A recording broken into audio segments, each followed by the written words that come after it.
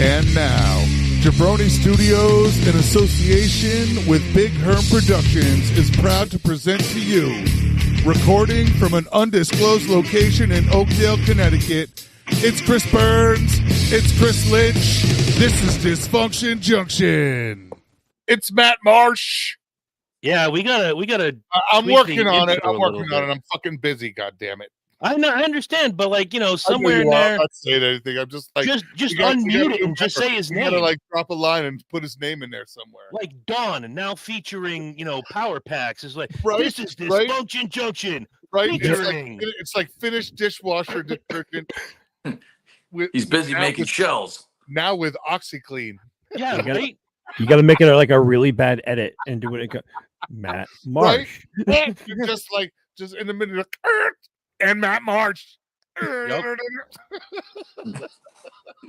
When you get that recording, hi, we'd like to speak to Michael Herman.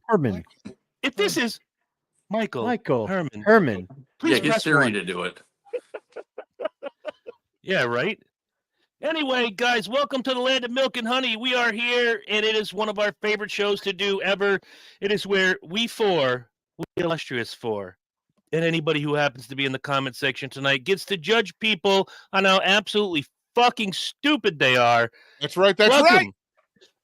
Welcome to the Am I the Asshole edition of Dysfunction Junction. Yeah, you are. Yeah. Fuck yeah. That's what I like to hear. Can you say that one more time, but like a little throatier? Fuck yeah. Yeah, that's like Barry White. That's like perfect right there. Oh, you know what's going on, baby. Well, you sound like those two twins on YouTube. The Hodge twins. I love them. Oh my god, they're funny. They are funniest. Shit, We got Barry White in one corner and Billy D in the other corner, and me and Matt are the outliers. Yeah, that sounds good. We're Statler and Waldorf. We're just gonna sit up in the balcony. Like Colt 45. I'm gonna crack open a nice ice cold 45. Don't even fuck with Billy D. Nobody's fucking with Billy D. Good Christ. Full of moxie and vim and vinegar tonight. My name is Chris Burns. With me, as always, the co-host with the utmost, Chris Lynch. It is. And in the bottom left corner, the newest addition to the team, and the corner. The world heavyweight champion of naps. It is Matt Marsh. See, he's downplaying how good he is at naps. And then this corner, I got game. From around the corner. And of course, from the home office in Poop-Hole, Colorado, the producer extraordinaire, the man with no hair, it's Michael P.S. Big Herman. What is up? How is it that I say your name twice a week, every week, the same way, and tonight I fucked it up? It's all right. I can tell you drugs. We don't have drugs here. I can tell you why. Yeah, we have a judgment zone here. We're about to enter it. Don't be stupid. I got my drumstick. I'm sorry. I saw the bottle. That's my mistake. That's my mistake. I'm sorry. My dear sweet brother Numsi. You can't do that when I have the beard on my lips. I know. I did it on purpose that time. Sweet brother Numsi. I'll tell you why it happened. Because for the last week, and I don't know, you guys want a little backstory into the inner workings of our mind. I wake up every day at 6:30 a.m. I know that's early for some, late for others. And Matt and I are already deep into amazing conversations. It says 25 messages in queue. That's right. And Matt and I have some of the best conversations from for me, it's from 4:37 in the morning till and I'm just getting to work. It's before work and I'm just enjoying coffee. We have some of the best adult conversations, just straight up, no craziness. Just we last week we had a 2-hour conversation about an omelet. And then what he said, you say it and then Burn shows up. You wake up, you turn off your alarm. I'm trying to shit, shower, shave, brush my teeth, and the phone's going buzz, buzz, buzz, buzz. I'm like, what are these two fucking bitches? And it can't be something. This morning it was wasabi. Wasabi.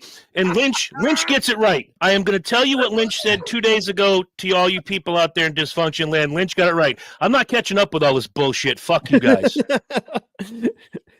Well, see, I usually check. I don't check my phone once I get up. I shut my alarm off, which is through my Alexa. I don't use my phone as my alarm anymore. So I just grab it, go, and then by the time I get to work, I'm like, "Ugh, this is way too much work for me to catch up." Some mornings I do, depending on what my load is like for the day. It's Load. great. Load. It's But great. yeah, I'm like, fuck this. I'll go back when I have time. And it's something new. Stop me when I'm lying, Lynch. It's always something new and borderline queer. Soft Maybe. pans, omelets. Wasabi. But it's Colonel stuff I Sanders, appreciate too. It's stuff that I appreciate too. a fried this chicken is- recipe. It's Hey, Matt and Herm, could you not listen for 1 second? Lynch, this is the part where I need you to help me out, okay? Oh, that's what I'm doing. I'm supposed to be Okay. helping you. Okay. We'll turn them back on now. are you But it's good? borderline gay, right? It's good to be back.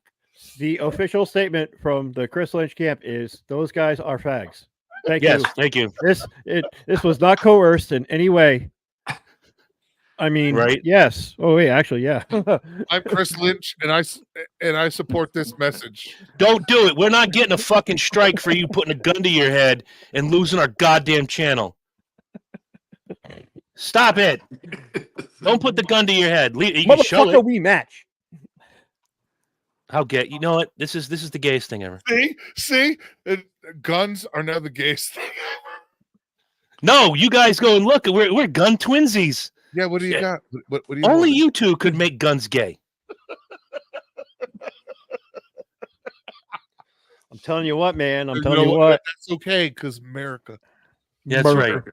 America was built on gay guns and bacon. On guns, gays, and bacon.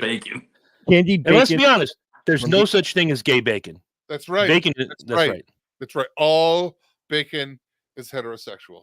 That's right. No matter how you look at it. Bacon lives matter. A vegan and a vegetarian.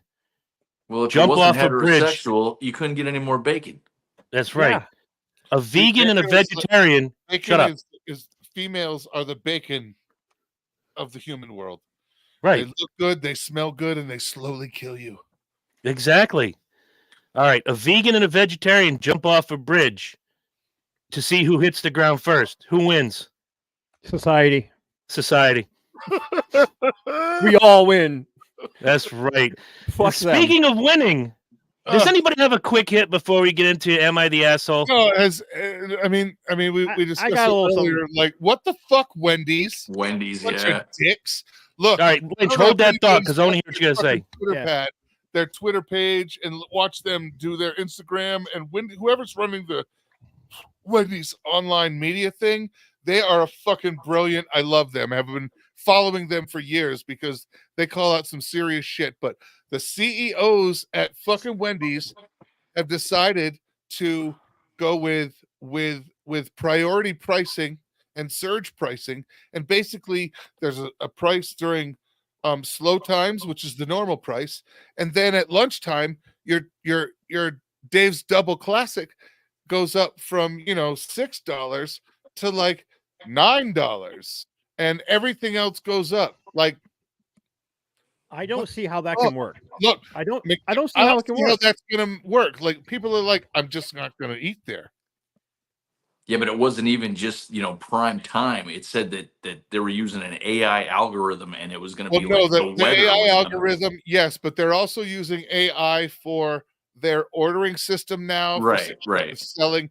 Look, Jen and I every Monday, up except for this one because Caleb's here and we had him with us. But Jen and I, when we run errands every Monday, go to Carl's Jr. And you can hear great breakfast, amazing. But you can hear the AI system, take orders. Now, the thing that Jen and I like is that because the people can't hear the people in the restaurant anymore over an actual microphone, I don't know who the fucking cook was in the back last week when we went, but this bitch was angry. And everybody that came through the microphone, she fucking made fun of them. And Jen and I are literally cracking up laughing because she's mocking and roasting these fuckers, but they can't hear her. It was fucking brilliant. Good for her. But I hear the system work, and it does work. And I have no problem with AI taking the orders. Excellent job for AI. But the weather? but that's the whole thing, is that it you're using an algorithm to factor in things. But here's the thing, like McDonald's and Burger King have already come out and officially said, look, this is bullshit. We are not doing this. That's just how the restaurant business is. You have peak times, you have low times. Mhm. The low times allow you to get something else done. Charging extra money because it's stressing for the kitchen or the restaurant is bullshit. Get a new job. Dude, Yeah, Matt, that's literally, look, I've said this, and I used to, look, dude, you're a cook that complains about having that. You're a cook that cooks for a living, and you complain when you have to cook something. Maybe you need to find a new line of work. Basically, yes. Yeah, Matt, you'd be amazed how important the weather is in retail tracking, because I'm like, it's forecasted out months. We track it at work. There's a logbook. I track it. When I worked in grocery and retail, we made note of it. We made X amount of dollars between this hour, these hours, and these hours. What the weather was like. It's all of that makes a difference in the retail. I guess it makes sense. I just, in restaurants I work at, like in the middle of summer, if it's rainy, everybody goes to the grocery store. Right. You can't go, and that's. I mean, we'd look at like the previous year's holiday to see how many meals went out and things like that. Right, because you're Easter. You're looking at tracks and trends. Yeah. Right. And if you're trended for the last 5 years on a particular week right around Easter, you want to make sure you have enough people to cover the volume. That a lot of it's for forecasting for payroll, but that's weird, man. Weather. Listen, if anybody from McDonald's or Burger King or any burger chain that has a Wendy's near them is listening, remember I said this, and I want a 10% kickback. When Wendy's does this surge pricing during their peak hours, you drop everything $2 on your menu and watch your sales go through the fucking roof. Thank you. I win. Right, like if McDonald's literally came up with the lunchtime dollar menu. Not even that. What is it? Okay, that's literally what it would take. Would literally be like, nobody has the value menus now. The value menu is pretty much gone. There's no such thing. It's gone. It's not a value. I mean, the biggie bag's still a decent deal. Yes, it is. Like, dude, in the late 90s, we had fucking $1 McChickens. And now they're 2 for $3.50. We had even 99-cent sausage burritos and whatnot. I mean, right. So that's gone. That day is all gone. But if McDonald's was to literally counter with the lunchtime specials menu, they'd clean the fuck up. And the first thing you do, 20% at lunch, just because go on radio, are charging more. Radio, television, bus ads. While other places are surge pricing during peak hours, we're giving you a $2 discount on everything on our menu above a dollar amount. Yeah. I'm going to show my age here, but if McDonald's pulls a schooner tuna. Oh, shit. If McDonald's pulls a fucking schooner tuna, they will clean the motherfucker up. And only certain people of a certain age will get that movie reference. Burns got it right off the rip. But if Schooner Tuna drops their price per can 5 cents during these trying times, they will clean the fuck up. And that's all McDonald's has to do. You start with a whoopee, then you're onto an Afghan, a comforter. Soon you're strung out on an electric blanket. Oh my goodness. But seriously, go get my gym bag from the trunk. Right. Give me my McMoney. You already owe us, McDonald's. Me and Herm. Right? You owe us. We have menu items that we clearly owned long before you invented them to the public. But for real, literally that's all it would take is McDonald's or Burger King or the other two literally to come out and basically say, look, we're offering a discount at lunchtime just because, dude, there's so much money to be made at Wendy's expense because it's really kind of fucked up business. And just do it. Just do it on. See, I get it for Uber. I understand it, but come on, you're just joining a trend that is fucking your customer. Do it Oh, for yeah. those numbered meals. Don't do it for everything on the menu. You know, you want to get in, get out, no fucking about during lunchtime. Numbers 1 through 10 are fucking 25% $2 off. off. Are 25% off at lunchtime from 11 to 2. Done. Nigga, we grossed $74 million in Big Mac meals today. On Thursday. Right. On a Tuesday. We haven't made $74 million on a Tuesday since 59-cent hamburger day. That's only because Herm went and bought 30. We worked there, and we used to pack. Oh, I remember my God. On days we worked, we used to pack like 700 cheeseburgers in boxes for the high school. Yep. Mm-hmm. They sold it for $1 a pop. Yep. Yeah, we didn't have hot lunch. That was all we had. That was it. They brought in grinders. They brought in pizza. They brought in McDonald's cheeseburgers and sold them. Yep. That's the only thing really, other than some of the snooty motherfuckers that I had to encounter being an out-of-towner. The one thing I disliked about Ledyard High School was no hot lunch, man. That was the one thing you disliked about it? Well, that's the biggest thing. The rest of them were like snooty motherfuckers. You know, townies. Yeah. Whatever. You guys were okay. But Lynch, what was your quick hit, please? We know who you're speaking of, but I know. Yeah, I mean, that was the whole thing. Like, I came up in Gales Ferry School, and there was no hot lunch program at all. We ate at our desks. You just brown bagged it from the time you were born. Yeah, the milk showed up at the door, and the teacher handed it out. When Matt and I went to school, because Matt was a year behind me, or 2, because not of one. Sister. 1, your sister was a year behind me. Right. We used to hear when we were in elementary school about how the hot lunch used to be. It was that current enough that they were still reminiscing. Remember? Yeah, they would reminisce about the hot lunch program because Gales Ferry School had a hot lunch. They had one, and then it went away. It was wiped the fuck out.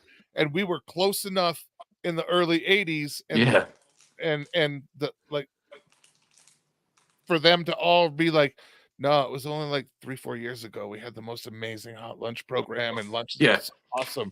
And literally, we're all just like walking around like eating shit out of a brown bag. Yeah, I've got my Empire Strikes Back lunchbox and my. The janitors walking around dropping off X number of white milks. Hell, when Matt and I first started high school, there was no chocolate. There was no chocolate milk. You got milk or you didn't get milk.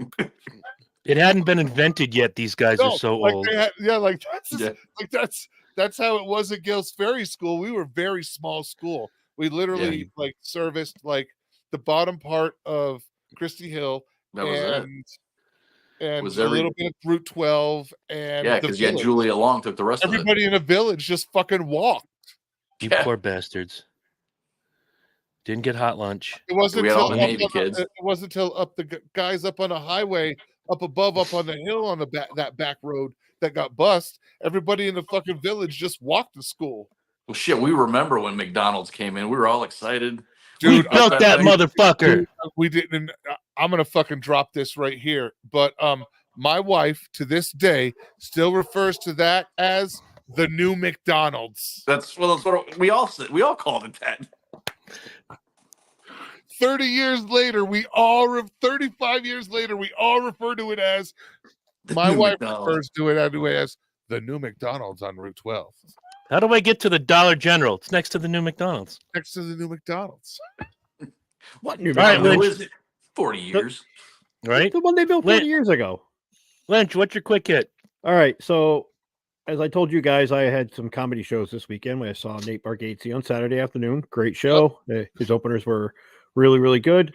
And Matt Rife was Sunday night. Sorry. So, Matt Rife they were very vigilant about cell phones and smartwatches. He addresses this for recording purposes. He addresses this during his show.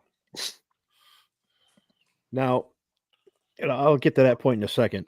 So here I am last night looking at Facebook, and I see a friend of mine who just doesn't get Matt Rife and just doesn't get comedy at all. So she just doesn't appreciate stand-up comics for what they are.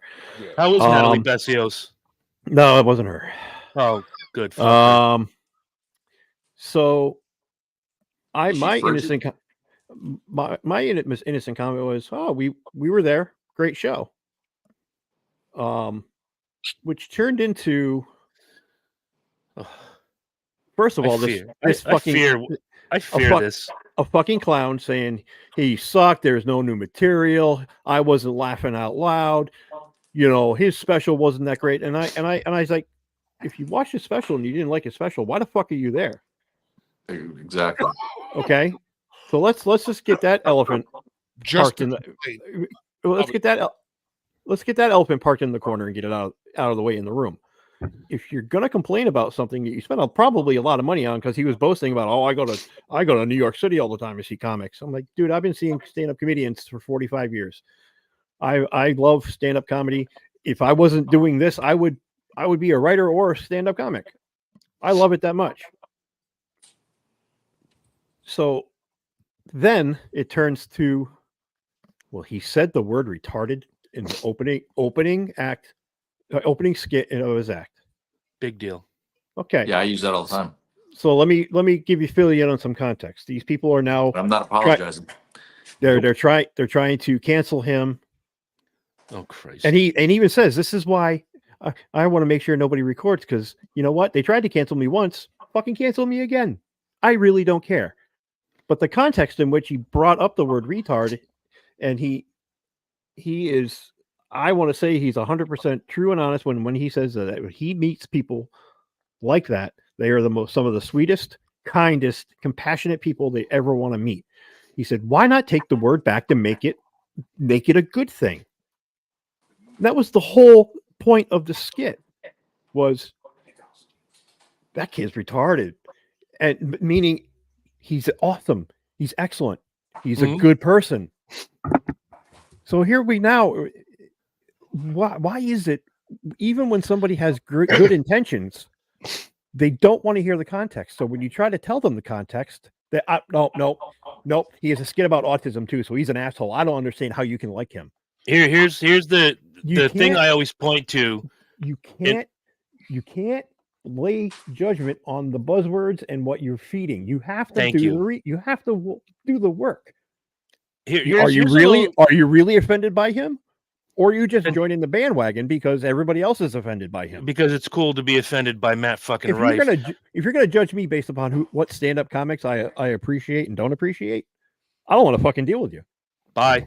I like some crazy ass shit, and I like some people that are fucking just looking at them offends other people. We've seen. I'll point something out to you, Lynch, and I think you shared it once.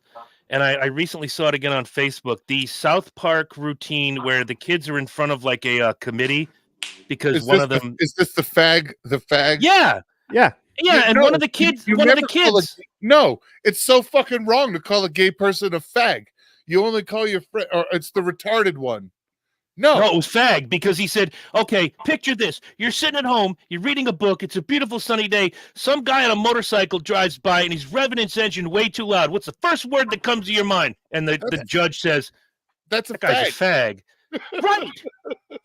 Much like the word retarded. Well, they also do the retarded bit. Yes. But no, you never call somebody that has a learning disability or is special needs retarded. You reserve that for your friends when they do something fucking retarded. Right. How many times in the chat do we say something to each other and be like, dude, that's retarded. What is wrong with you? Right, but none of us would ever approach, and we mean it in a deprecating way, because we're friends, and there's a level of closeness that we have that you can actually say that and mean it, and the person will understand, you know what, I am being stupid. Yeah, I know it's dumb as fuck, but we're also maybe I was a little retarded. But cancel culture don't care about that. Like how many times have we posted he done gone full retarded? Yep. You never go full retard. Never go full retard. And how many times I would never disrespect anybody of that that has Down syndrome that way. Or no, absolutely not. Asperger's, or is what's the other one? I forget sometimes. What's the other one? Not Asperger's, but Did you say Down syndrome? I He said did say Down syndrome. but it's Okay. like Asperger's is like the mild form of Autism. There it is. Thank you. Autism. I'm sorry. Yeah, The word now- escapes me. But I would never use that to refer to somebody with a condition or a deficit of some sort on a human level. Exactly. Literally, like you and you and you, as Montel said, this is for you and definitely you. That's Well, I mean- and Shane Gillis is going through the same thing right now, but he has an uncle who has Down syndrome, and he speaks very highly of him. Mm-hmm. He's like, retarded people are funny, and they're some of the, again, he says the same thing. They're some of the kindest, gentlest souls on the fucking planet. It is. We all need to be more like them. There's Not a just that, kid. they're some of the happiest. There's a kid. Exactly. You could shit on a plate, and they'll find it funny, and B, be happy about it. There's And a I've been kid saying that on for years. Instagram. There's a kid on Instagram right now who I believe has Down syndrome. I don't know what Are his you talking about affliction is. the kid with Down syndrome that does barbecue? No, I'm talking about the kid that goes I've to seen like. him. Oh, has anybody seen that kid? I have. No, but I you're have. gonna share it with me after I the show. love that. I love This that. kid Such a goes good to like. kid. He gets freebies to all the wrestling matches. He's backstage at all the shows. They make videos in their house where he's having fun, but he also knows, he's a little slow in the head and doing his thing, but he has so much fun. He's made himself a personality because of it. That's this barbecue kid. He's literally like everybody's like, that's his whole thing. He's doing smoking meat. He's doing the rubs. He's doing it just the way it should be done. Next And step, he's hamburger. Right. Like next up, You the know? mustard. He's so fucking fun to watch. He's having so much fucking fun. He legitimately makes a good barbecue product. A friend of mine has a son who works very tirelessly with the Special Olympics as like a coach and things like that. And he's dedicated his life basically to helping these Special Olympians, mostly in bowling and in weightlifting. I know, two polar opposites. But one day I used the word retarded. And he's like, I prefer you don't use that word. I'm like, no. You don't understand.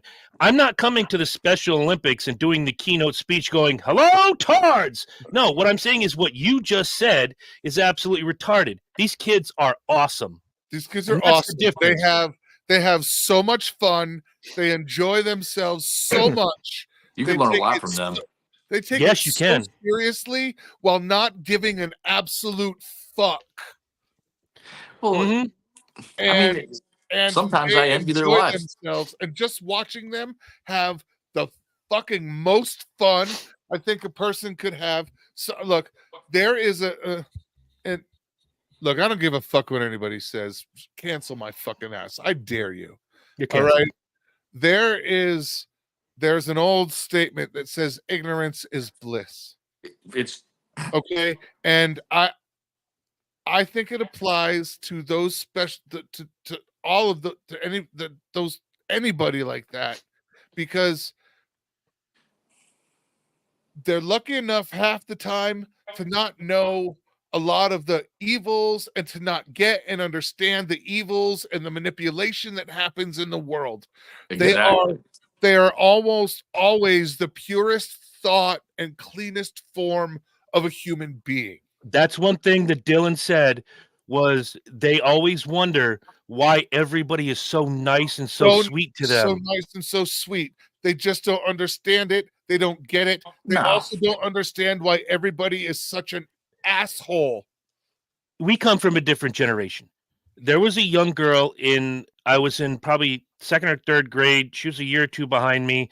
And you went out in waves for recess. And for whatever reason, this young lady took a liking to me and my friend. She was very nonverbal.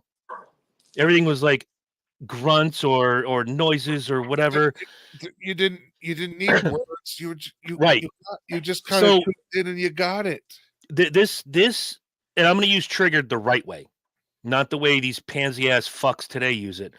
This conversation triggered a memory. Is that this young lady? Her name was Kimberly Green. I'll never forget it. would amble over to us and just stand there and hang with us. And whatever we were talking about, she'd just listen. And we would, go into our lunch bag. I told my mom about this. I'm like, Nobody look, said anything about her when she came over and stood there. Nobody. Well, wait. No, don't get ahead of me on this story now. Until. So me and my buddy were like, we're going to ask our moms if she can pack like an extra Twinkie or an extra cupcake. And at recess, we'll smuggle it out and give it to her. Right. Hook a sister up. The joy that this girl, the smile on her face, and I'll never forget the special ed teacher, Mr. Hogan, coming over to me and Shane and saying, what you guys are doing for her makes her day every day. And then later on, we're getting to the end of the year and it's summer and we're going out for field day and the special kids don't come out for field day because what are they going to do? A drool contest? That was something that somebody said during field day and they got their asses chewed out by Mr. Hogan, of course. What are they going to do? Have a drool contest? Back when you could smack a kid on the playground, a teacher could. Oh, Mr. Hogan hauled off and smacked the shit out of this kid. But Mr. Hogan said we got these like really bad yearbooks. Not even like on really good paper. It was like mimeograph bullshit in the third grade. It was like a shitty magazine. And we had Shane those and in I, elementary school. Shane, that's what we're talking about. And Shane and I, our last names, my name's Burns, his name is Booley. So we were right close to each other. And Mr. Hogan stops me on the last day of school. He goes, I want you to know that Kim knows who you are, like by sight and by picture, but she can't say your name. I'm like, what do you mean? He says, everybody gets the little yearbook, the little mimeograph thing, and mine and Shane's pictures are right next to each other. And she points to the picture and she just said, nice. We were nice.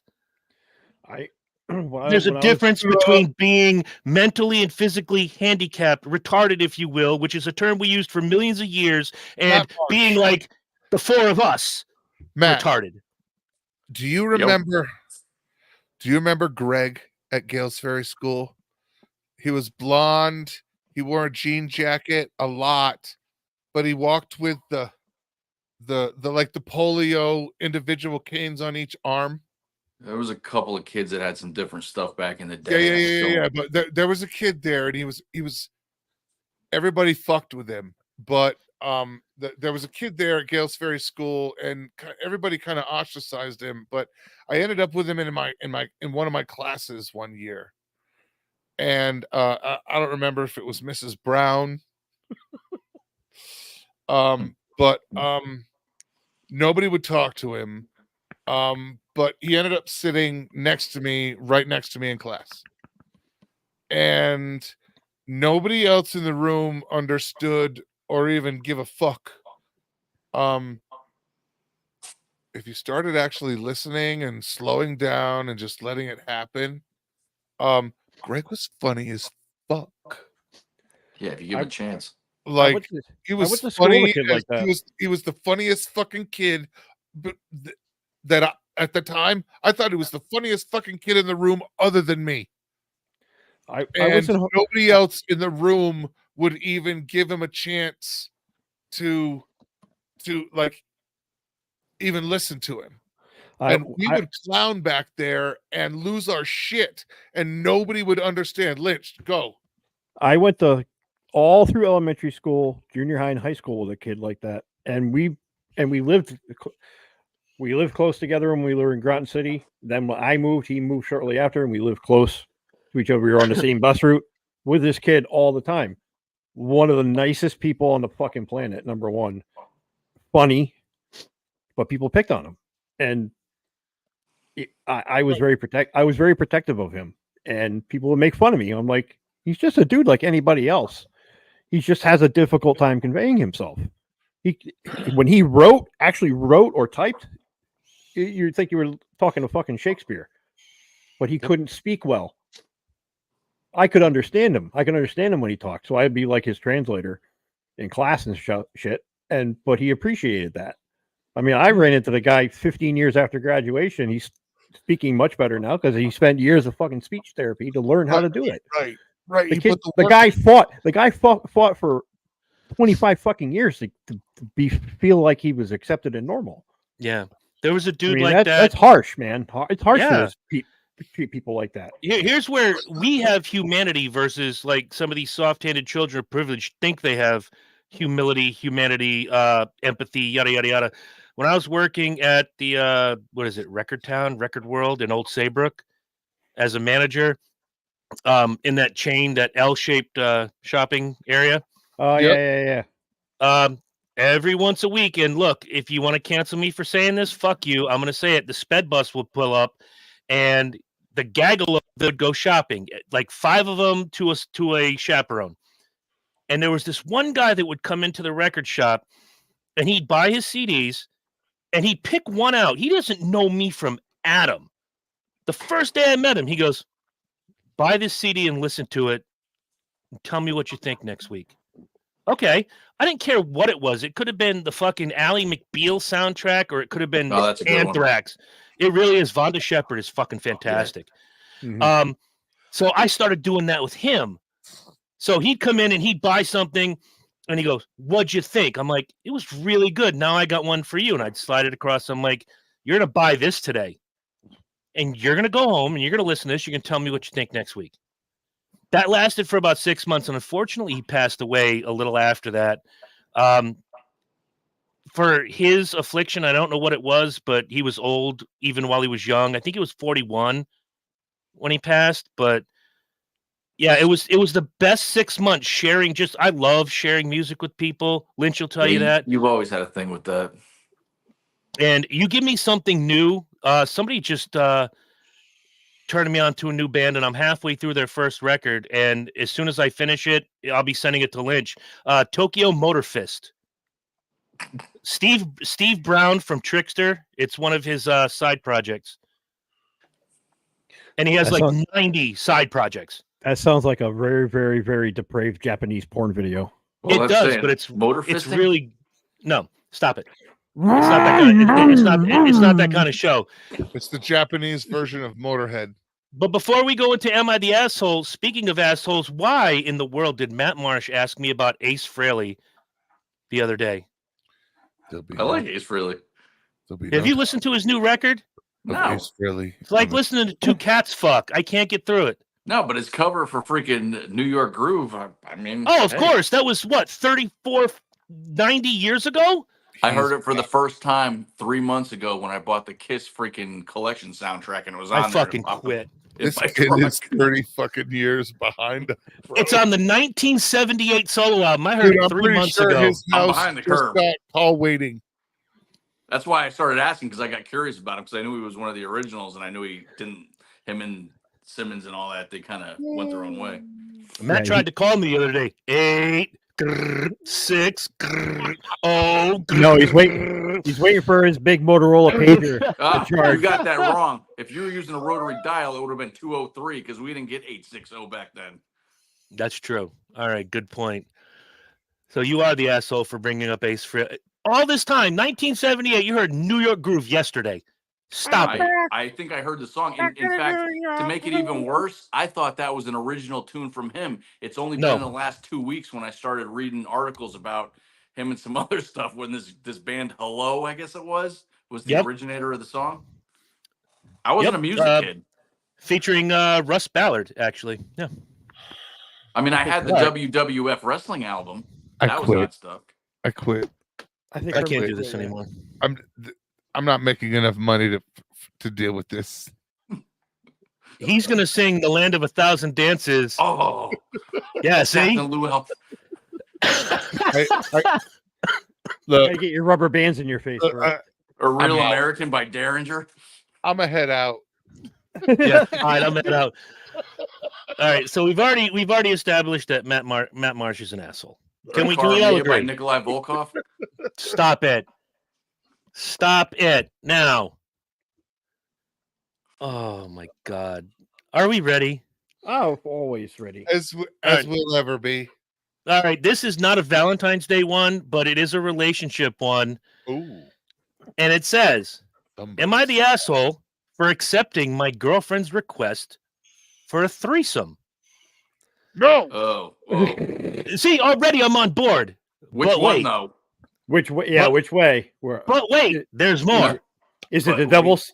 If it's the devil's threesome, Do you want me to read this, or do you want to just keep? Yes, Willie Mays. Tell us what's up. That's Billy Mays. Whatever. Yeah, Billy Mays for OxyClean. Yeah. That's too. right.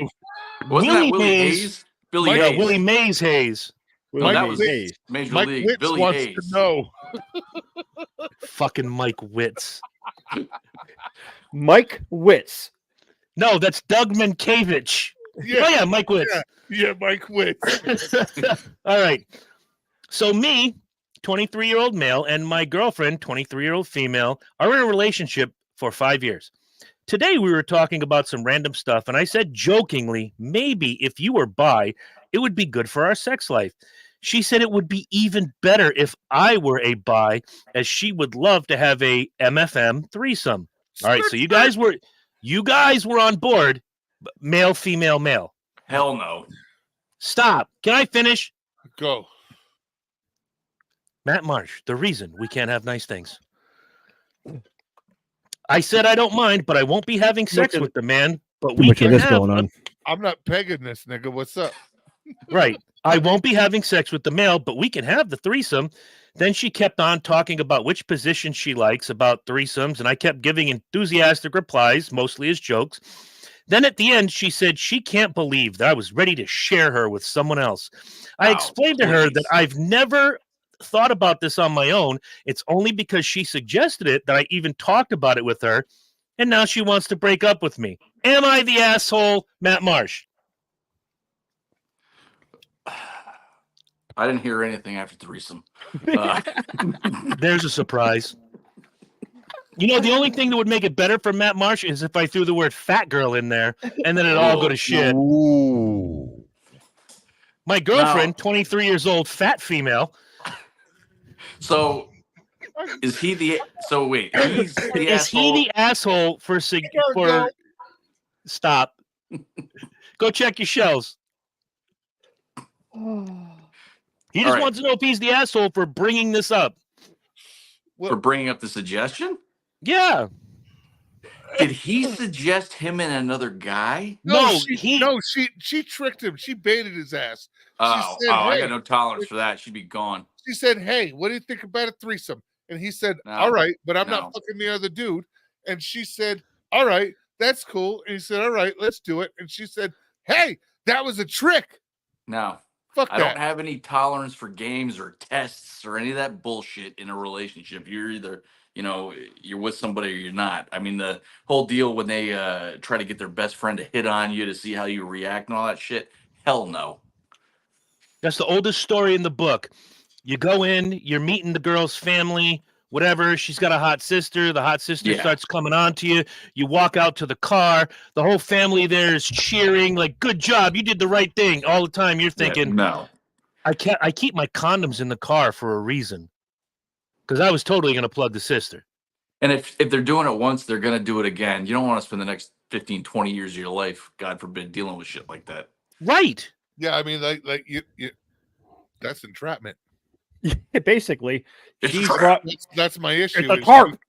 Look, any man that brings it up, any man that is brought up to, that's semi-open, depending on age, like, I'm not letting nobody touch my wife. You touch my wife, I'll cut your fucking hand off.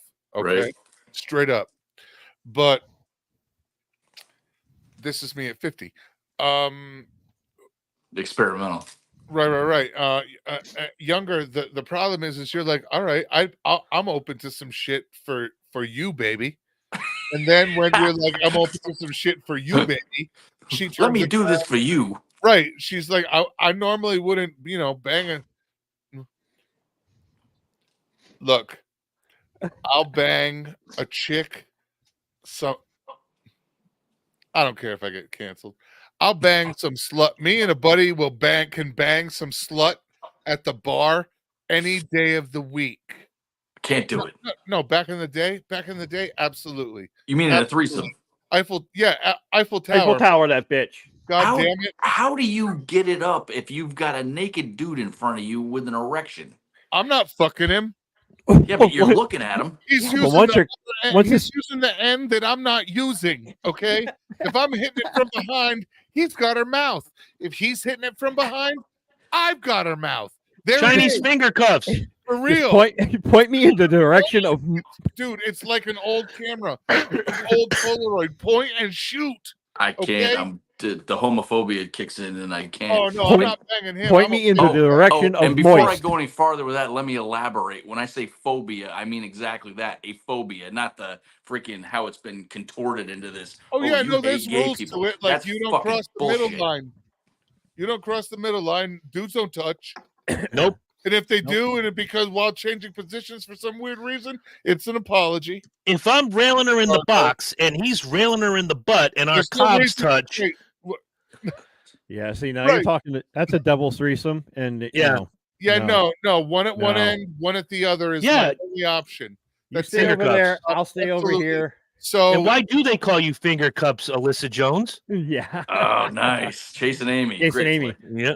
By the way, Chris and Herm, we officially have a sponsor. Oh, I got to hear about this tomorrow. Tank's in the comment section all day. It's like watching porn. It is, but different. You guys got a paid sponsor?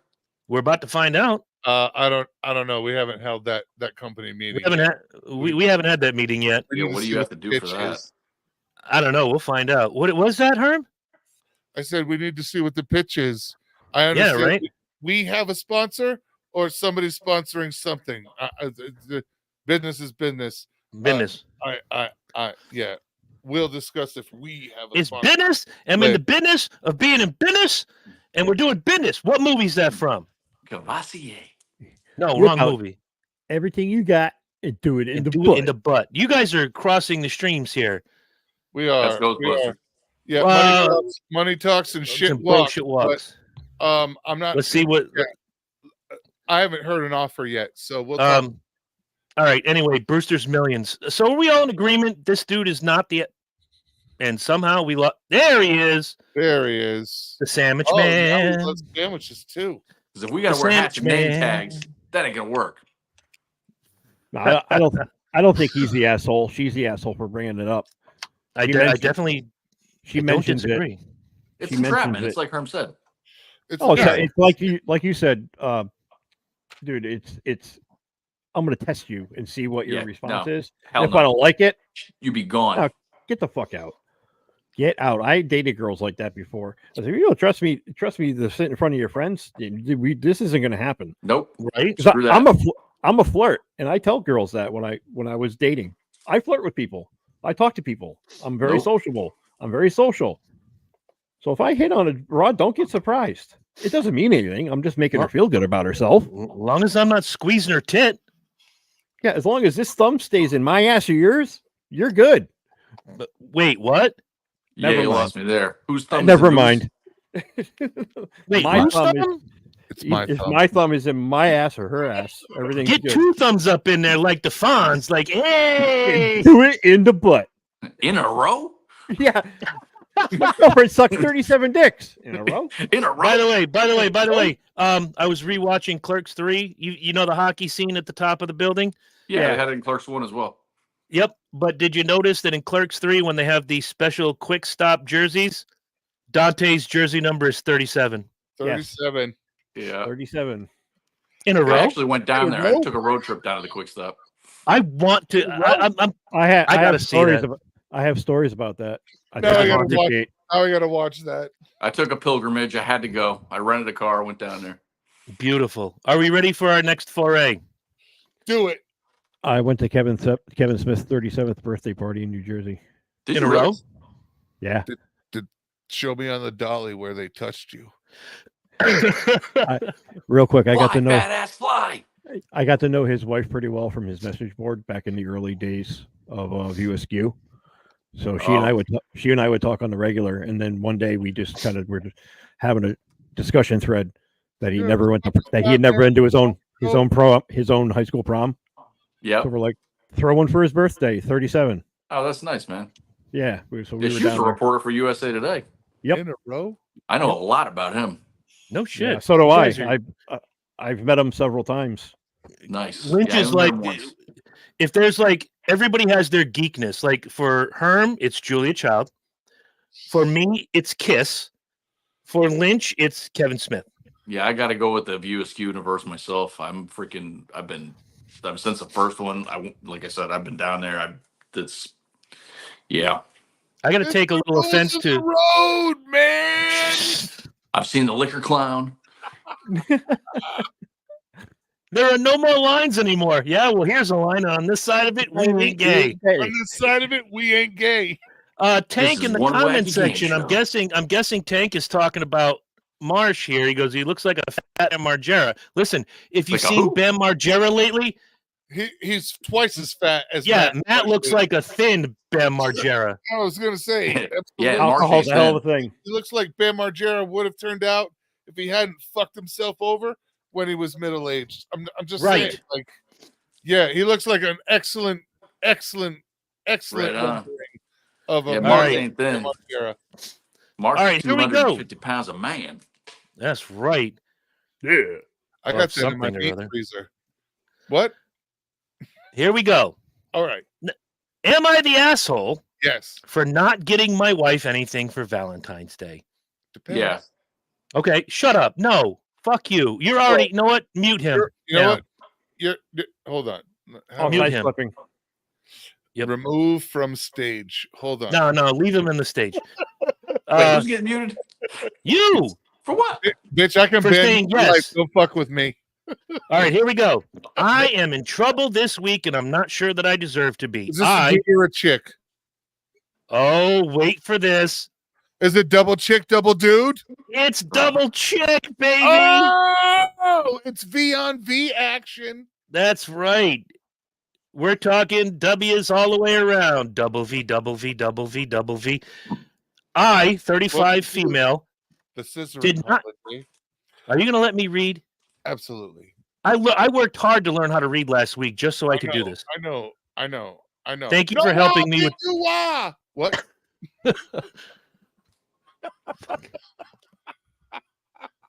I, 35 female, did not get anything for my wife, 36 female, for Valentine's Day this year. Hear me out. I told her in August that since I was going to be unemployed and doing law school full time the next 3 years, that I wouldn't be getting her or anyone else presents for the next couple years in order to save money. Mentioned it to her several times. She was then kind of mad at me for not getting her anything for Christmas despite this edict. Stop. It's Christmas. It's Christmas. Get her something for Christmas. Shut the fuck up. How come he doesn't get muted? Who? It's Christmas. Christmas. You have to do something for Christmas. It's Christmas. Yeah, okay. Even if Christmas and birthday. That's it.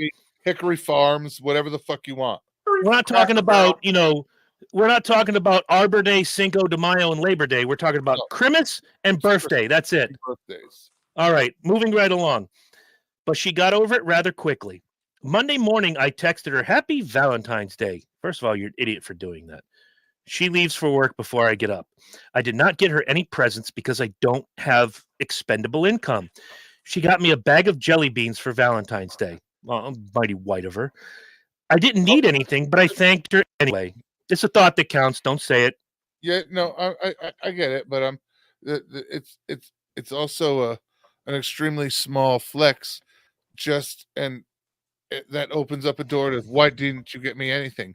A $3.99 bag of jelly beans all of a sudden becomes a manipulation point. Correct. Yeah.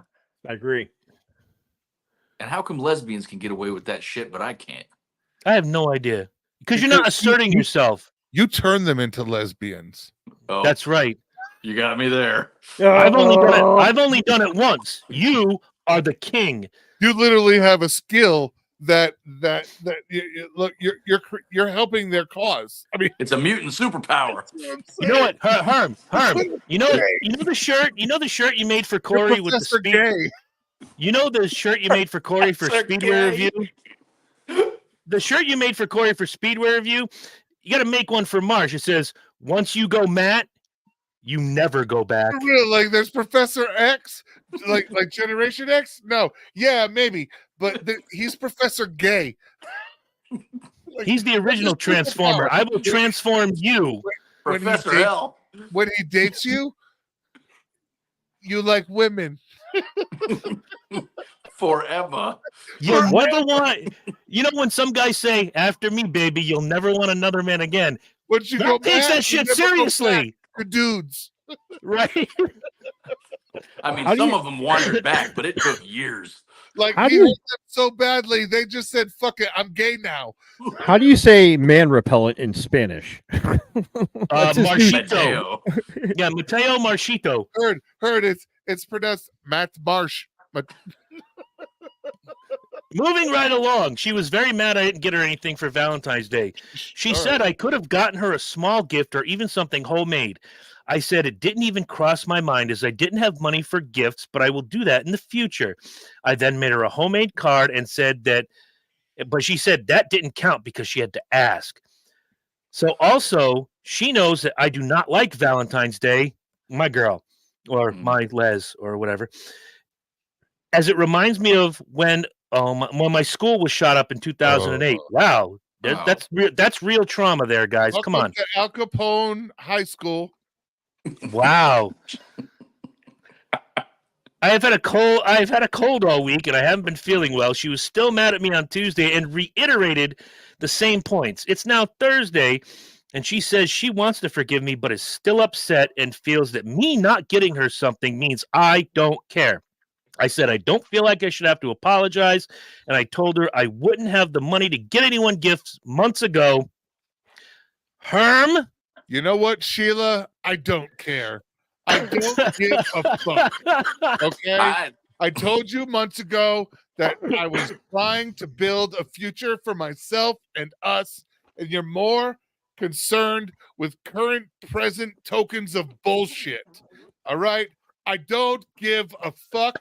You can get the fuck out of my house. Leave, you stupid gold digging whore. Herm. Can you throw up JR's last comment for Marsh, please? I think he has a winner. El Mano Repello. Well, that would mean I repelled men. As a person of legitimate Mexican descent, I am so fucking offended right now. It really doesn't matter because that's funny as fuck. It is. I'm still offended. That's horrible. Roll Tide. Fuck. Wow, he went Roll Tide. Nice. No, you know what? She gave plenty of warning saying, I don't have a lot of money. Yeah, I was going to ask about that. I mean, what was the reaction of the other one? Right. When she gave her all those warnings. Yeah. I mean, did she just blow it off? Hey, women tend to conveniently forget little minor details like that. Dude, like they forget to tell you. I go through that all the time. Yeah, but she's a lesbian. They're different. Yeah, but woman's a woman. Woman's a woman, and they like to they like to selectively hear things. Oh or they hear it and they just forget about it 3 months later. They got that Rolodex that thing you did in the 3rd grade. Remember this fucker? Shit. See, I don't care about that. When Jen and I, the very first year, Jen and I first got together, I said, look, I don't do fucking Valentine's Day. You can be all up in your feelings and you can feel any kind of way you want to feel. I don't do Valentine's Day. It's bullshit. You can my theory, or you can be mad, and I don't give a fuck. My theory on that, I did a couple of things only because I wanted to, not out of some bullshit holiday. But I saw some really cute shit. But I don't do the Valentine's Day thing. My theory on that has stayed the same all throughout my years. And I always bring it up the same exact way. Do you want flowers on February 14th when you know every other God-fearing woman, wonderful wife, or $2 hooker is getting flowers? Or do you want it on some random Thursday when they show up at your job and all the bitches are jealous of you now because you just got 24 roses delivered to you? I win, you lose, fuck off. See, I don't even see it that way. That way. It's you look. I don't get you flowers on Valentine's Day. You don't get me flowers. But in the spring anymore, when you want to go put your hands in the dirt and you want to play in the yard, I drop $3,000 on plants and whatever you want for the yard. And I don't care because I know you love it. So hands in the dirt in the yard. Is that metaphorical? No, yes. My wife likes to garden and plants, and she likes. You have to explain that slower for El Mano Repello down there. So like I finance her addiction, But for some, it's flowers. For some, it's crack. Right. You know what I mean? Crack or yard shit is the same price. It costs me $3,000 every spring. All right. I got to stop. Lynch, why are you wearing like 6 hats? I wear a lot of hats. Oh, he's a man who wears a lot of hats. All right. So that's the thing. Like, you can have flowers or you can have flowers. Who's the asshole in this situation? I think the wife that's losing her shit is the asshole. Yeah, I do. I agree. She had plenty of warning. Yeah, it's not about the fucking gift. It's a manufactured holiday to make men feel small and feel less masculine about themselves because maybe they can't provide a gift for their significant other. It's just a guilty holiday. It's one of the few things. Go ahead, when Megan and I first got together, I was like, I'm not huge into Valentine. I used to be when I was younger, and as I got older, I'm like, it's not a big deal to me. And I always used to yell at her because she bought me a guitar for my second Valentine's Day. A guitar. Yeah. I mean, because now I'm like, honey, piece of shit. Exactly, because then I feel I have to reciprocate. Puts the obligation on you. And that's how Christmas and Valentine's and birthdays are. Like, my honey, you don't need. You are the only gift I really need. Anything else is just secondary. It's a tangible. It's an item I can put on clothing, play with, whatever. But man, and now it's just we get stuff we need for each other. Yeah, I mean, Christmas for us is Christmas for me and Jen is basically about trying to outdo the other one for whatever they did last Christmas. Yeah, like I blew my wife's mind this year. There was a year. It was 2 years. You shot her? No. Right. It was 2 or 3 years ago. I don't remember what it was, but there was a really big series on HBO, and Nicole Kidman had wore this jacket and this long coat in the series, and it was absolutely beautiful. And I tracked down the designer and who created the jacket in like Finland, and Jen never knew. She literally was like this. Every time she saw it on the TV, it was like, that jacket is so awesome. I literally contacted the lady and had her make me Jen's jacket by her measurements. God damn. Yeah, that's nice. Yeah, and had it shipped and presented. That was her Christmas gift that year. So, that's kind of where we're at. Like, I do that now. The next year, she goes absolutely nuts, and I'm kind of on the mild, and then it switches back. But that's kind of where we are. Like, it was a big deal because I paid attention to the fact, not because all of the money that it required to get it done, but because I paid attention to her while she was watching the show, and paid attention that she really thought that coat was absolutely amazing. So nice. It wasn't about the money, it was about the fact that I paid attention. Once again, going back to the edict, that it's the thought that counts. That's a bar really absolutely. I was just lucky enough to be able to afford what it cost to make that happen. That's all right. Now, this one, I can't believe this is on my list because it goes back to a conversation we had a little earlier in the show. I think we all agree the wife is the bitchy wife is the asshole, not the one going to law school. Not the poster. The poster that the person the poster is talking about is the complete asshole. I think, to be honest, she set him up. Her up. I'm gonna have to ask for 2 things when I read this. One, Herm, you have to shut up. Okay. As hard as it might be, because you have to hear how it worked into our previous conversation earlier in the show. All right. And B, how hot you're gonna get, and I'm going to you first. Right. And the other one is Marsh. I have to pee, but I will listen. I'll come back. Right. Marsh, you have to shut up because of our previous conversation and how hot you're going to get listening to this. The only one that is allowed to speak while I'm reading this is Christopher R. Lynch, Esquire. And even then, I'm going to take it in short spurts. Are we ready? I've heard that about you. Go. Yeah, I know. They're short spurts, but it's a long drive to get there. Yep. All right, here we go. Older. Am I the asshole for refusing to hand Valentine's Day cards out? I am a 24-year-old male teacher of a 5th grade class at a private elementary school.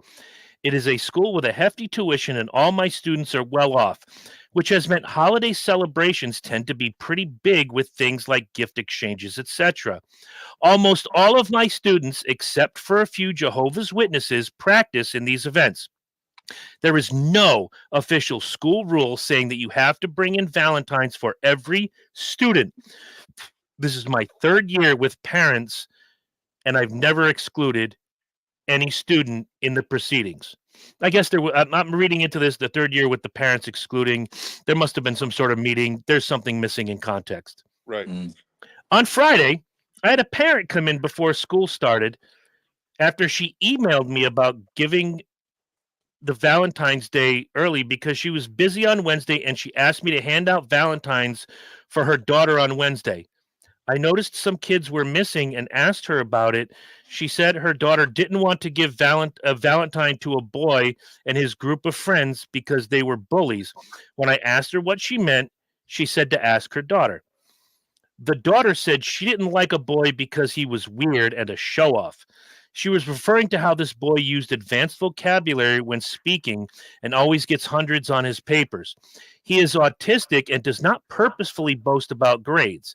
So when I had a conversation with him about sharing his grades a few weeks ago, he understood and he stopped. We have also talked to him about trying not to use too much advanced language because it can confuse other students, but he struggles with that. He also has a tendency to correct students or me when they make a mistake. He's tried not to do that, but it's very hard with his autism. He's a very brilliant kid, very smart, loves to play and talk about basketball and all of his friends on the basketball team, and everyone thinks he's really sweet and they learn a lot from him. I told the mother that I would not exclude this child because they were autistic or friends with an autistic kid. And she asked me why I was, quote, pandering to this fucking retard, end quote. Whoa. All right. Yep. I haven't said a fucking word yet. Okay. Is that the end? No, there's more, but Lynch has got something to say. If she actually said that, that is a person who deserves every ounce of fucking karma that she gets in life, because it pays in spades. And if she has another kid, I hope it's challenged so she knows how fucking hard the parent like that has to fight for their fucking kid. Exactly. Continue. Okay. She said that his parents should, quote, just get him cured.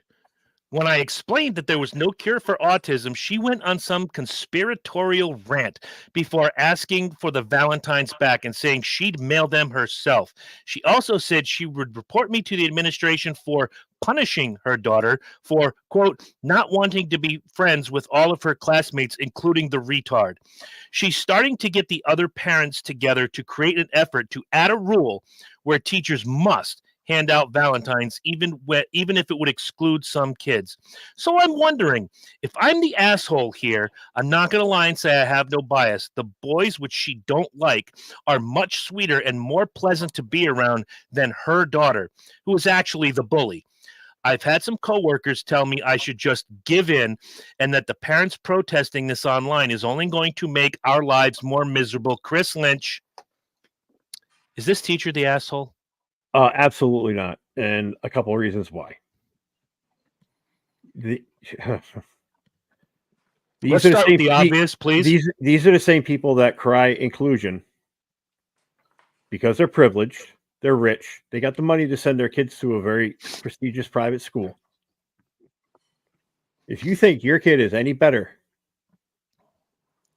than any other kid comparatively in that class, you're dead fucking wrong. And here's why. That kid is actually taking advantage of the situation. And he's a smart kid and he's going to go far. Your little cunt bag, however old these kids are, daughter, she's going to walk through life with her hand out and barking orders. This is a 5th grade class. So what are we thinking? Like 10 years old here, maybe? 5th grade. Yeah, 10. 11. 10, 11. Dude, I can't remember how old I was yesterday, let alone in the 5th grade. Well, you figure 7th grade, you're 12 years old. Grade. Kindergarten is usually 5. Yeah, and 5. in 7th grade, you're usually 12. Yeah, see, I started a year early because I'm a December baby, so I was 4 and change, and I turned 5 in December. So yeah, my timeline is all screwed up. Yeah, that's why I'm friends with the guys a year behind me. I was a January baby, so I'm actually I had to back then. I had to wait because you and I should have been in the same fucking class. But I had to wait till the next year. Darlene's in with a comment. Karma's a bitch, and you know what? Absolutely. You're absolutely right. And I don't think that this teacher is doing anything wrong. I don't either. He is not this kid's personal fucking valet. That is out of the scope of what a teacher is supposed to be doing. It has nothing to do with their education. So therefore, she can go fuck off in that direction because it's not his job. It's not his job to make your child happy and do the things that she wants. That's your job as a parent. No, but if I can interject, you may. Also, look, we all know how I feel about kids with special needs. All right, I don't have to explain my fucking self. We all know why. My mom was taught that for 35 years. However, that being said, even if he handed out if everybody handed out their things and everybody handed out their, I don't know how they did it, but when we did it, everybody just kind of went around and handed out all of their shit all at the same time. Yeah, that's how we did it. Confusion. So unless the kid is specifically looking for the invitation from that girl, he might not even notice that he didn't get one, only because he's so excited about all the other Valentines he got. So, devil's advocate, if you handed them out, what harm would it have done? Right. I guess. Yeah, I get that point. I understand that. So I agree. Look, you stuck up for the kid with special needs, bro. I got your back. All right. I support you 100%. Absolutely. You are not the asshole. I'm just trying to make a separate point that if the kid was just so excited he got Valentine's in the first place. Yeah, exactly. From one person. Right. Would he pay attention that he didn't get one? Yeah. Would it matter if Rosie Rottencrotch didn't get me one? No. Right. I guess is where I'm going. So, and fuck you, lady. While it's not your job to allow people to be mean per se, it's also not your job to defend and to overthink everything. Life happens. Yeah, yes and no. When that mother used that kind of language, pandering to the retards, and look, the mother's a complete cunt. All right. Now, I'm sure the kid is just a product of its mother, but it's not sounding or being overtly mean and hateful from the child. Look, there's people I don't like. I'm not sending them a fucking Valentine's Day card. That's a legitimate human emotion, feeling, thought. I know Herminator loves me. I've never gotten a Valentine's Day card. You know what I mean? Like I'm just saying, like, back rub? It's also not, leave the back rubs out of this. I got injured, okay? It's not the teacher's job to be everybody's savior either. All right, I get it. If this were all right, before you start, if this were any other situation, this was just a kid getting, who was just an asshole, that's fine. Again, and this goes back to the daughter and the mother excluding this kid because he's weird or he's this or you're pandering to the fucking retards. No, here's the line. You definitely crossed it. You, ma'am, may fuck off. Well, handing out the Valentines is one thing, and the way the mother addressed it is a completely separate issue that as a professional that you would have to handle. He doesn't have to do it though. There's no rule that says he has to. No. I'm just saying they're two completely separate issues. The way the mother spoke about this child and to the teacher is completely unacceptable. All right. Whether he chooses to hand them out or not is a separate issue. She can totally be upset about it. It's the way she handled it and spoke that is the problem. It could have just been one issue. Now it's two. Right. Matt, what do you think? Well, I mean, the mother's awful. That's a given. The only point I was going to make, and because school's changed a lot since we all went, is a lot of schools now have got policies in place where you either have to give, if you're going to do stuff like that, you have to give it to every kid or no kid. The whole every kid gets a trophy. You can't do certificates of achievement for one kid without including everybody. It's a different world. But going back to the point of the story, the mother, absolutely, she's the devil. All right. Do we have room for one more? I think so. We can keep it tight. Quick. All right. What was that, Herm? We can keep it tight. All right. I'm gonna try to keep this tight. Same rules apply. You two are not allowed to talk. Actually, no. You guys are gonna want to chime in, but try to hold it till the end. And for sake of argument, we'll have Lynch start this one. Am I the asshole for visiting my late husband's grave on Valentine's Day? Hi, I'm a first-time poster here. I, 37 female, lost my husband in 2014. It was very unexpected. We were together since high school, and we have a daughter together. She's 15. It took a long time to accept his death and move on, but I did, and I've been in a new relationship now for 3 years. My boyfriend, 38 male, is amazing, and I love him. He gets along with my daughter super well, which is obviously important to me. The drama is we've recently been arguing about the fact that I have a few photos of my late husband around the house. He said it makes him uncomfortable to constantly see the man I was married to. I have a table in the living room where I have a small memorial type thing. It has a bunch of photo frames and my late husband, as well as a candle. I came home from work 2 weeks ago and saw that my boyfriend took all the photos off the table and stashed them in a drawer. It caused a massive argument. He told me he did it because it made him feel like a guest in his own home.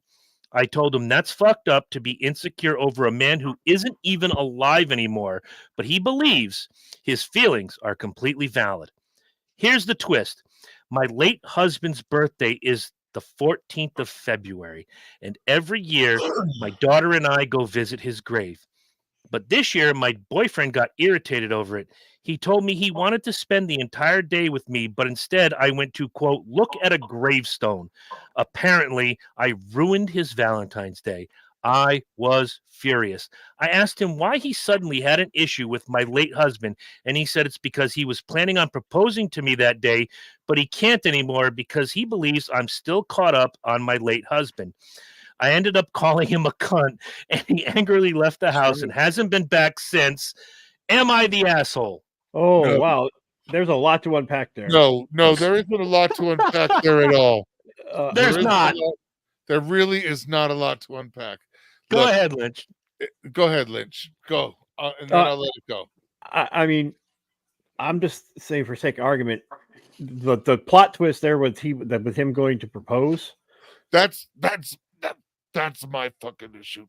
Yeah, I mean, it's the wrong day to do it. It's the wrong day. You've known this for X amount of years because you've been with this girl for X amount of years, knowing February 14th is this. Right. You literally want to do first husband 14, 6 months exactly as far fucking away as possible.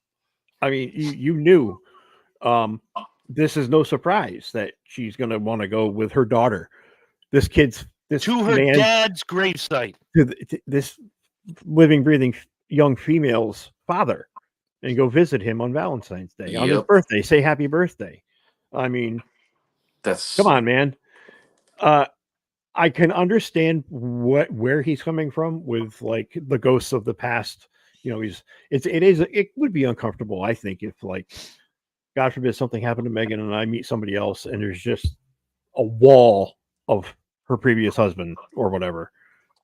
But I'm not going to go. But I'm not going to go to the extent that he did and just start stashing shit in drawers.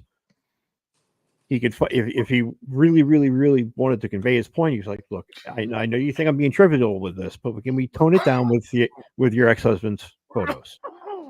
You're just a compromise, okay?" Or she can tell him to go fuck off. It kind of depends on the pictures. I mean, if it's them together. If it's them together, I can understand why he's getting hemmed up. She remembers that it was an amazing trip. Right. Here's a picture of him on the fucking log ride at Disney. No, great. We went to Jamaica. We went to Costa Rica. It was such a great trip. We saw this, that. Look, I get that. Okay. I can also understand.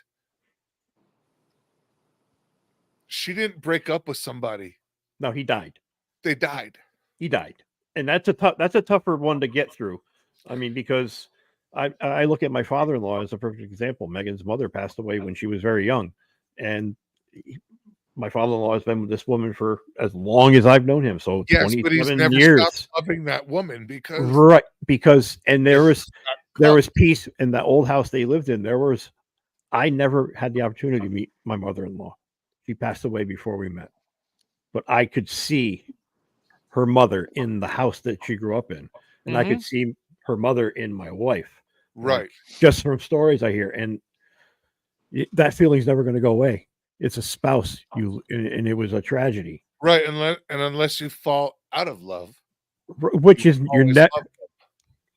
I'm not saying this is absolutely 100% true, but it's different. It hits different when it's a spouse that dies suddenly and was unexpected, or from an illness, than it is you got divorced. Right. We got the kids 50-50. Right. You know what I'm saying? This is a completely different situation. That the other person was taken away from them. They never stopped loving them. Right. So that's always going to be there. That you're always going to love that person. It's a different type of love than being in love with somebody romantically. That's right. That's a totally different feeling. Right. So I totally get talking to the husband like a sounding board. I go to the grave, I can talk to it. Right. I can totally see where, like, if that was Jen, I get it. It's your sounding board. You're not. I get it.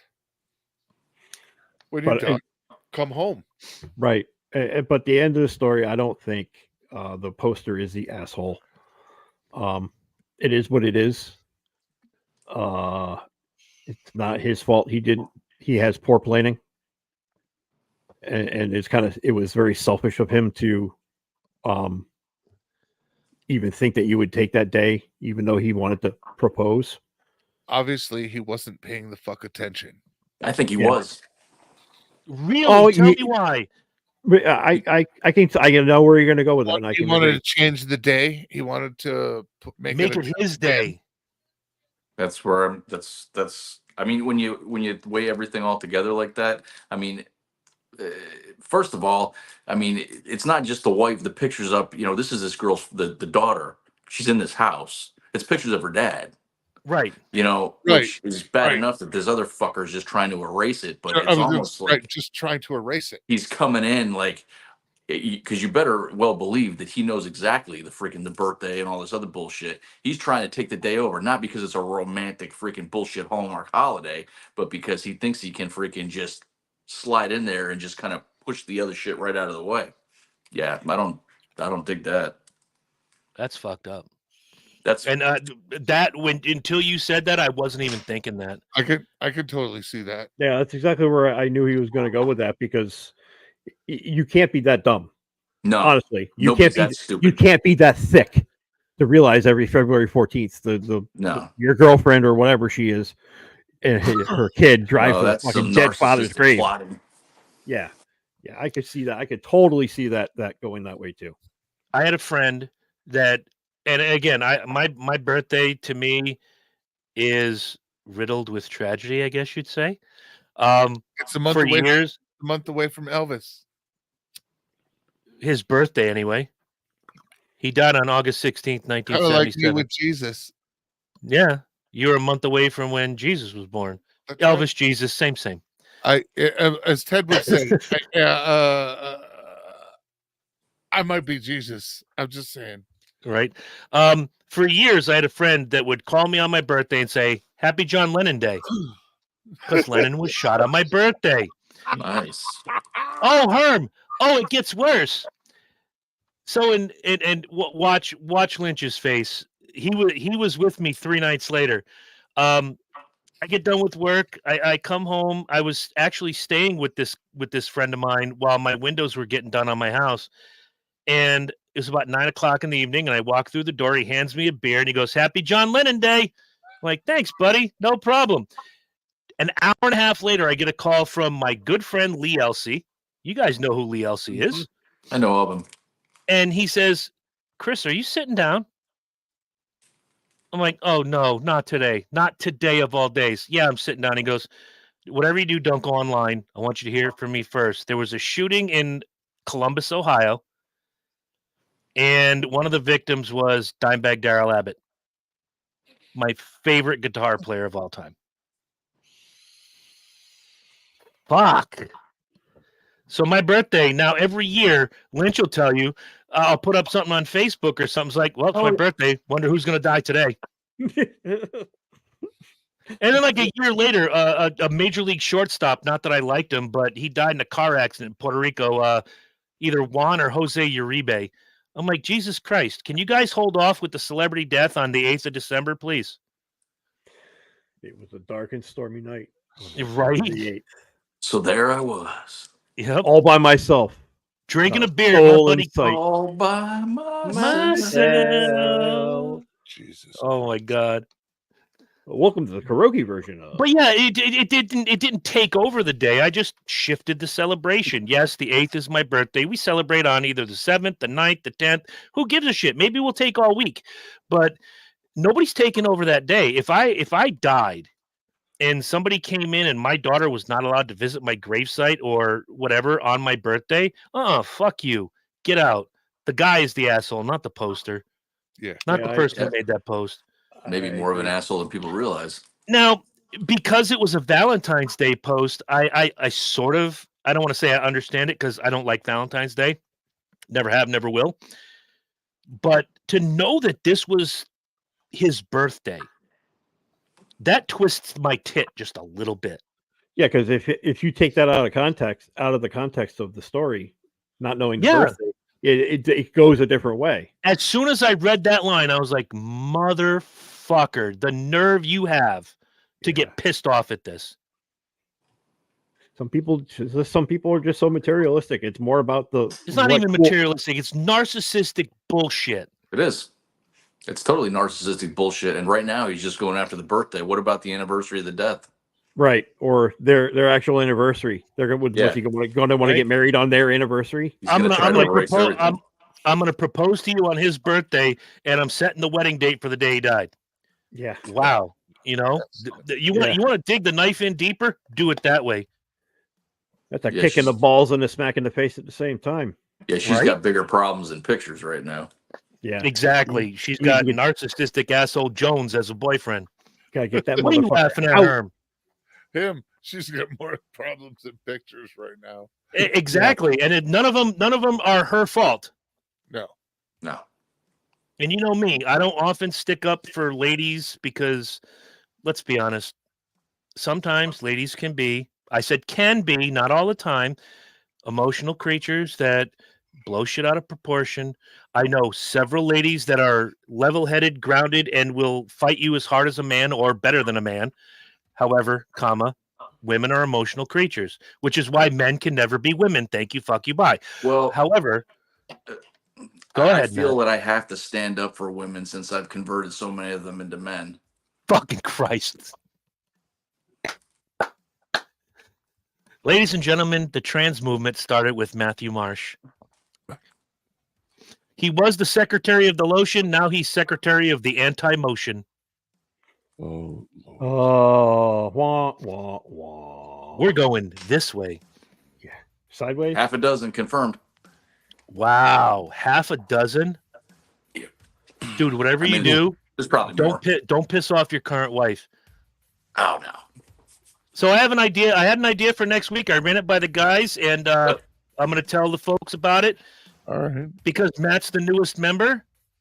I know a couple weeks ago we did questions from the hat, but we're putting Matt on the spot. We're doing questions from the mat. You have 7 days to come up with 15 questions that you want the three of us to answer. 109. That's right. Do it in the butt. That sounds good. By Leon Phelps. By Leon Phelps. Yeah. Give it everything you got and do it in the butt. Hey, baby, So, can I interest you in a fish sandwich? I was just about to say, so you don't want a fish sandwich? So you don't want a fish sandwich? Listen, my car does not swinger. exist. Right? My car does not exist, so My car does not exist. I'm gonna go watch that movie. Give it everything you got and do it in the butt. I call this the LA Forum because this is where the magic happens.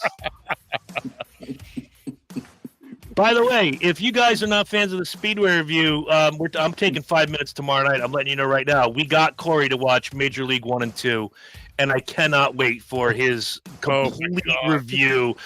He's texting me. Dude, he's texting me during the film. No, like privately texting me, goes, how did I not know how good these movies were? Did you make him watch the third one?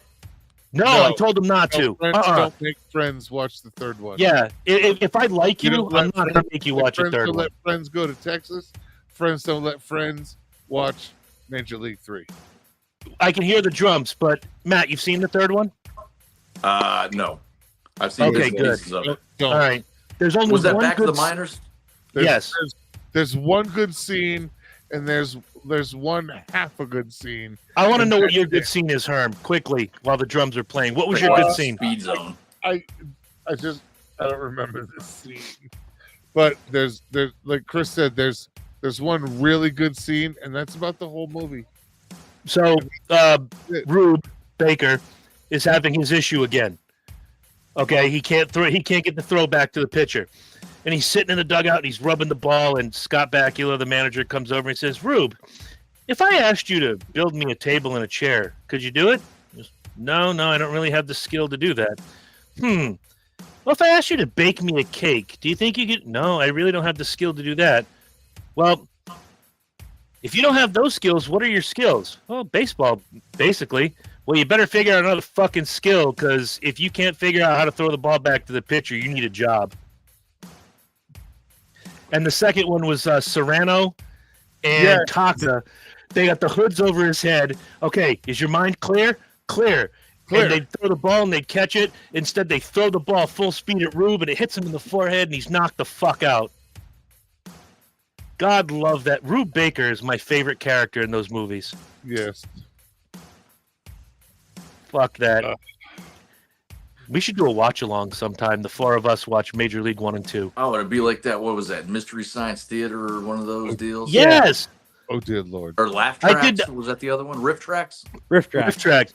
I did that years ago with the guy who started the Kiss Army. We watched Kiss Meets the Phantom of the Park, and he was like, I can't believe how shitty this movie is. The whole time. Hour and a half, he's like, I can't believe how shitty this movie is. Oh, yeah. We got you the first 100 times. Right? But hey, it's Bill Starkey. We got to talk to him, didn't we? We had Bill on the show, didn't we? I think that was before us. No, I think we had Bill on the show. Maybe. All right. Fuck it. If we did, great. If we didn't, whatever. Questions from the mat next week. Get your thinking cap on, kid. I'm already working on it, baby. Oh, listen to you. All right. What? So for the rest of the Bearded Posse, my name is Chris. They are Lynch, Marsh, and Herm. We'll see you next week. Guys, you are not the assholes. Well. Judgment falls upon you.